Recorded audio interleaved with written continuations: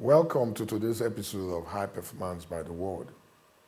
Sometimes in achieving high performance, in producing superior business results, and in achieving objectives, you might need to work with others other than yourself. Sometimes you might need to work with one other person, or two other people, 5 or 10. Sometimes you might be saddled with the responsibility of harnessing the human resource of the organization.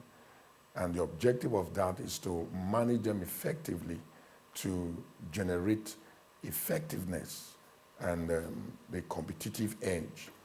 And so in today's episode, we'll be looking at how to manage people other than yourself, managing people to produce the objectives of an organization, the objectives of a group, or the objectives of a project.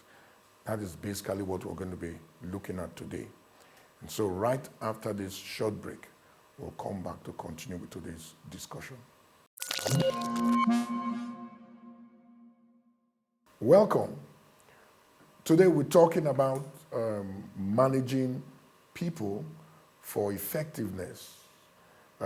Managing people other than yourself, managing people for projects to produce and achieve and surpass goals and objectives. Handling the topic today is Dr. Jacinta Abalaka, a conservation biologist.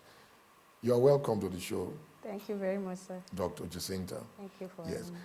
And I believe at your level, because you told me you work with a foundation, an international foundation, and helping with conservation in Nigeria, the western part of Africa.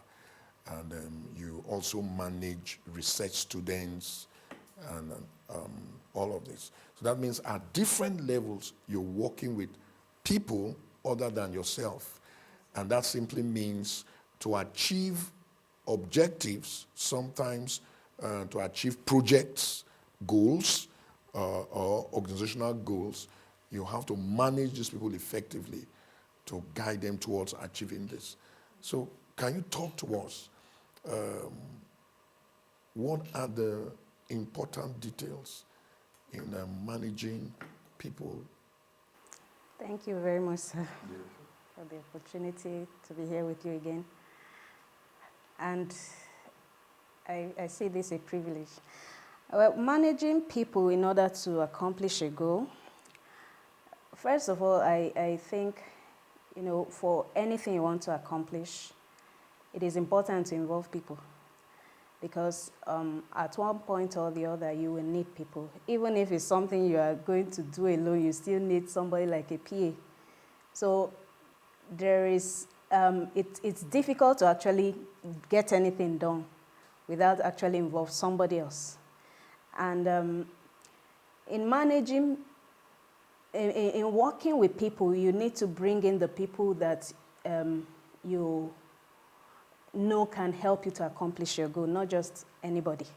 So you will start with actually looking through, what skills they bring in to the organization, what they know how to do, and with that you will be able to actually train them towards the vision of the assignment or the goal you want to accomplish, giving them an understanding of their role, and making them understand that they are stakeholders. Because one of the things you look at when you are bringing them in is actually their interest in what you are doing.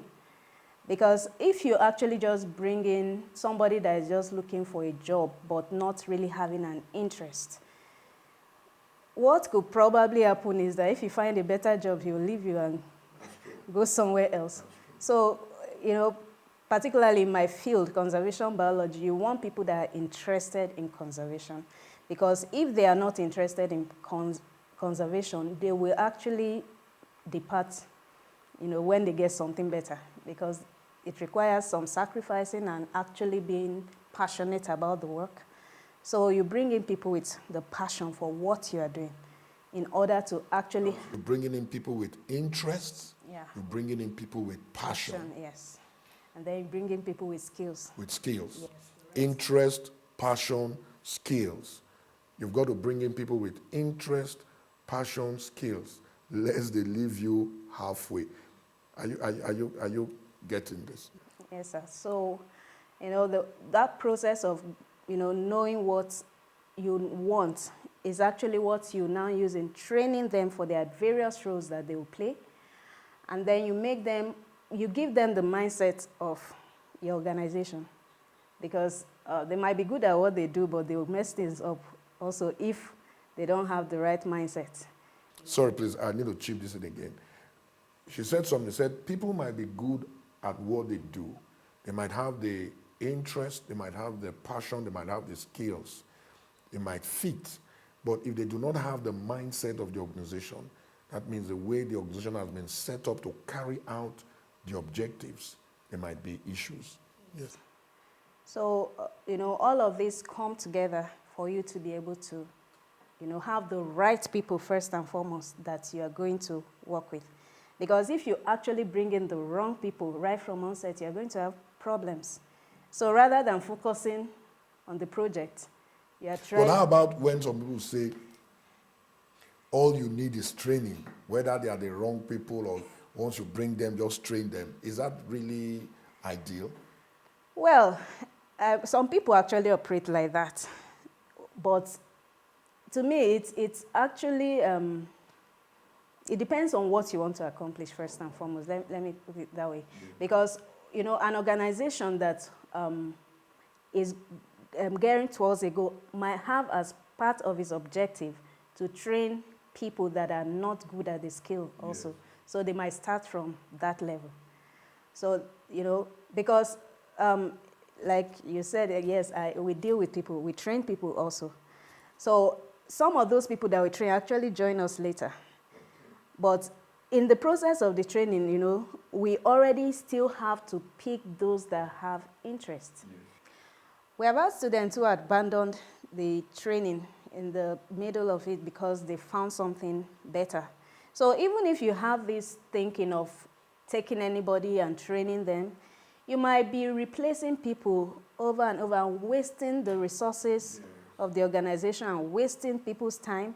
So it becomes a frustration. You will not be accomplishing a lot, in a long time. But if you bring in the right people, so even if you want to train people, you will still have to screen out people that don't have the interest in what you are doing, so that you won't waste resources, manpower, and ability on training them, and then when they should get into the work, they go somewhere else. So you can't say you just bring in anybody, because at that time of bringing in anybody, they might just be following. Maybe there is some incentive and allowances, and that's what they're interested in. But that means that you not accomplish your aim at the end of the day, and that is a waste of resources. Yes. Then there was a point you highlighted that exposing people and making them understand the mindset of the organization. Can you dwell on that a little bit? Okay, so different organizations have their vision, and they have the idea of what they want to tell people that they are and how they do things. And for anyone that is coming in to the organization, the person already has his own way of thinking, which does not necessarily conform with the way the organization does things, the way they think, and all of that. So in order for anybody that is coming in to be part of the workforce, you need to actually let the person understand how things work in this new environment. Using students as example again, in my office, we actually get IT students. And IT students are students. Students don't do things like workers. That's true. So they come in with the mindset of being students. Yes. But the idea of being an IT student is so that you come and have a work experience. That's true. But they still have the mentality of students. Yes. So that we have to correct a lot, because Students, if you like, come to the lecture. If you don't like, don't come. But it cannot be happening in a work environment. You can't just show up for work today and tomorrow you don't show up, no permission from anybody and all of that. So all of those kind of things have to be corrected. You need to know how things are done in your new environment. So that is very important. If that is not put in place, if you don't give the people the right mindset of how you want things to be done in the organization, then they'll come in with all sorts of, way of doing things. Everybody with his own way. So if that initial training for them to understand the mindset is not given to them, then you have a lot of work to do. Rather than going ahead to accomplish things that is directing you towards the goal, the desired goal, you are busy, nursing children to get them to do what they are supposed to do. And that is a whole wasted, hours that should be put into work, accomplishing things and so on. So giving them the right mindset, make them to do the right thing at the right time, because there are people that come and waste 1 or 2 hours still doing other things while they should be working. If you give them the right mindset, this is how things are done here, they don't waste that time. They go straight into their work. They know that things should not be done, later than a particular time. Because I deal with research. Wow. Thank you. We'll be going on a short break now. But when we come back, I'll ask you the importance of working with teams. Is it important to work with teams? Should we work with teams? How do we put teams together to achieve objectives, especially in what you do? We'll be right back. After the break, we'll be looking at the importance of working with teams and how to set up teams. Thank you.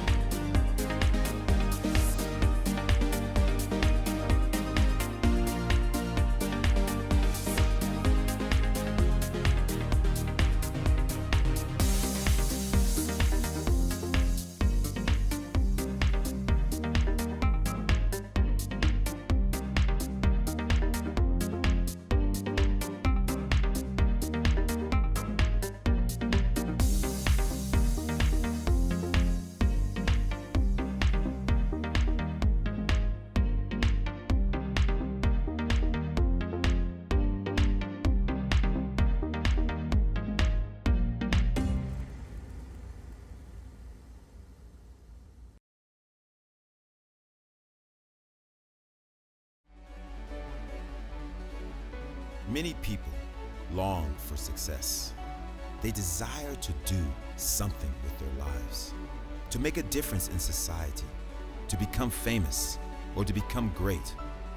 We all have the want to move from ordinary to extraordinary, to make the leap from good to great, to turn the seed of greatness that is in us into a fruitful field, and to fulfill the call of God upon our lives. From Reverend Dr. Chris Oyakhilome comes this new and riveting book, The Power of Your Mind. Do you want to do something extraordinary with your life? See, God has given you an excellent tool to use in your journey of greatness. It is called your mind. Learn how to walk in divine excellence through the power of a renewed mind. Get your copy of The Power of Your Mind today.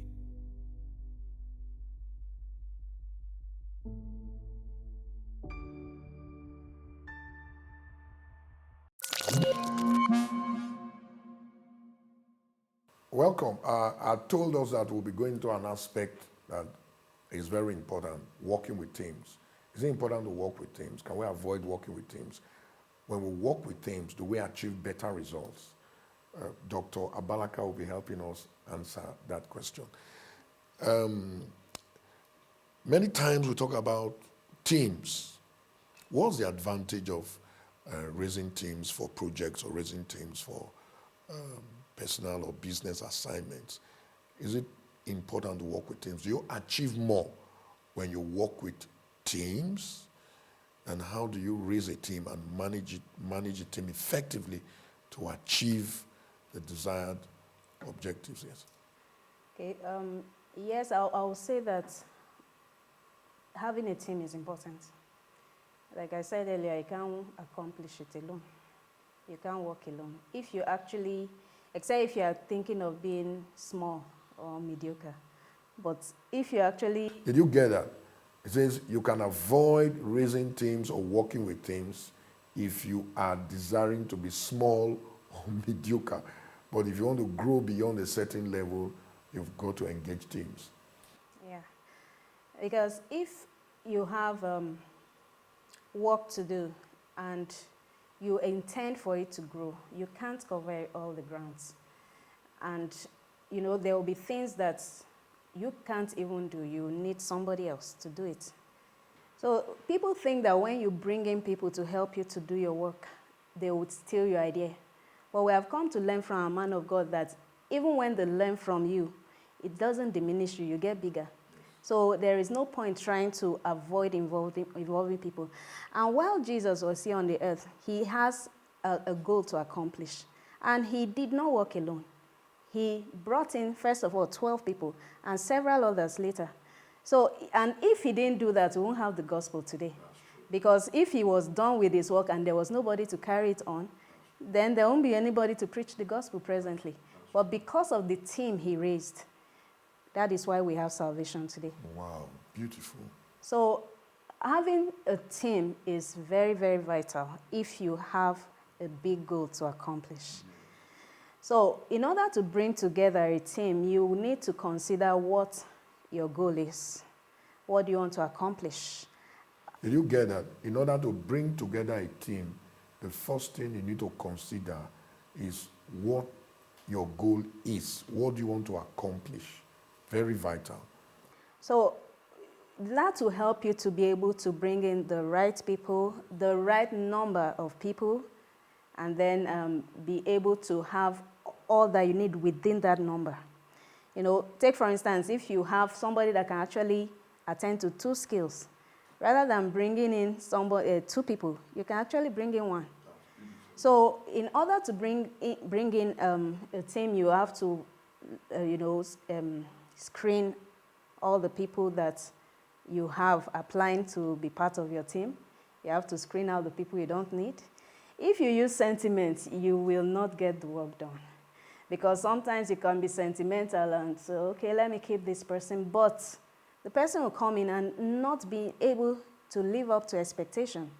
So when you are bringing your team together, you have to be non-sentimental about it. Pick what you want. The people that will actually give you what you want. And when you bring them in, you train them. You delegate responsibilities. Each person have to know what they are supposed to bring. What their roles yes, bring to the team, bring to the project, what they are supposed to accomplish. They should also understand how much time that they have to get done what they have to do. Because if you leave it indefinite, and that is one of man's problems, they are going to sleep on the project. That's true. And you will not get the work done. Did you get that? You have to determine how much time the team has to work. They have to work within a specified time frame, lest the project will never come to an end. Yeah.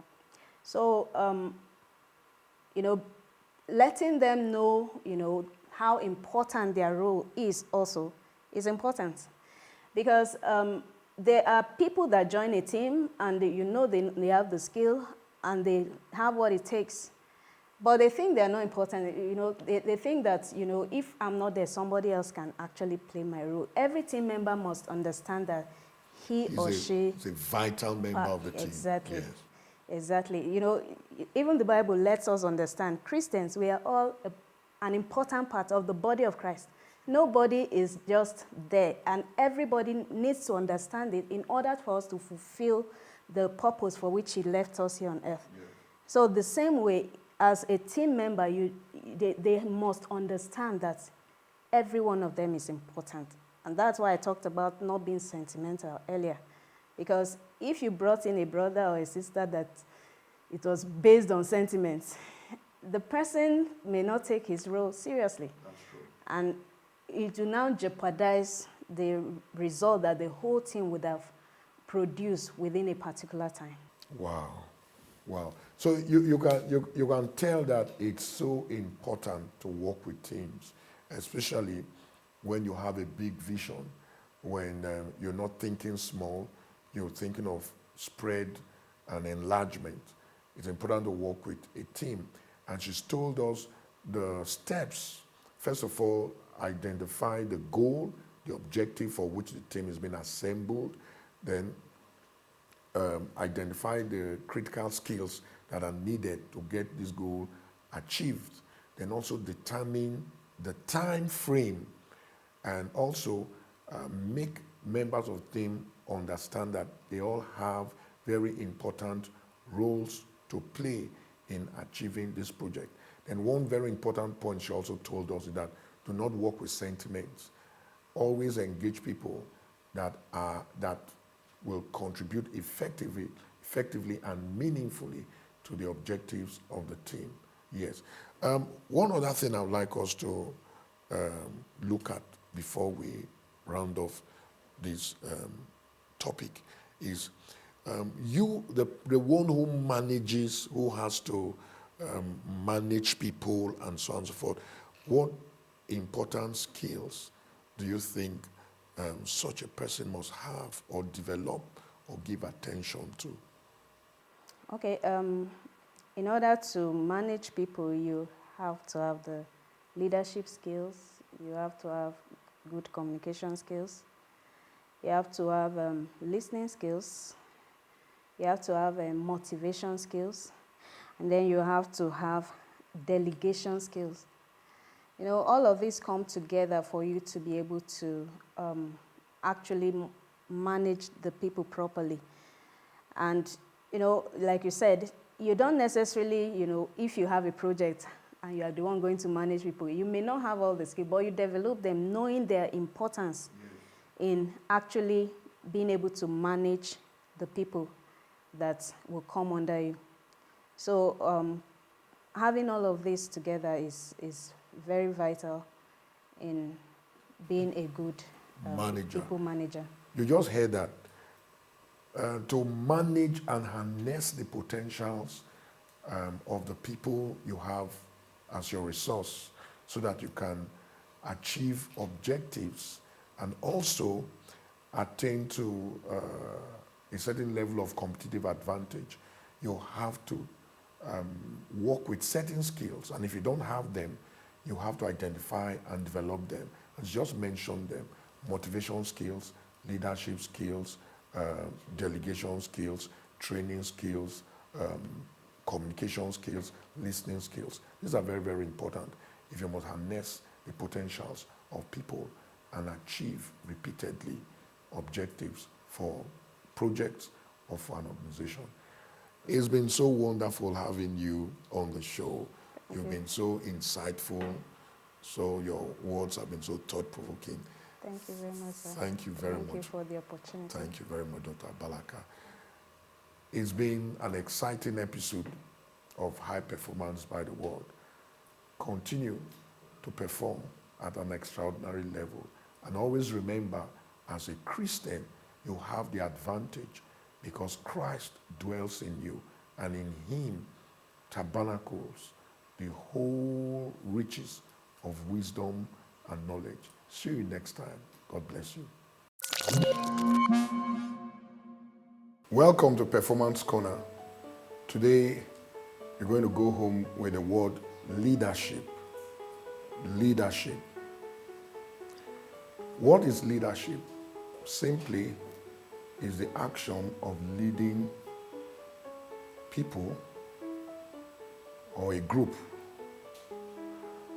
And there are certain responsibilities of leadership.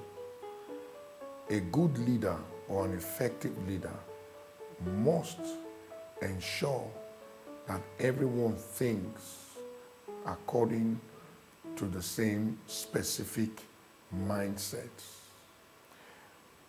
The leader must ensure everyone thinks according to the same specific mindset. Another thing the leader must do, the leader must lead for execution.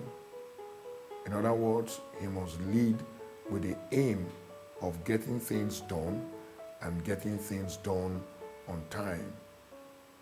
That means it's the responsibility of every leader to install the three core processes of any organization and drive it effectively: the people process, the strategy process, and the operating plan.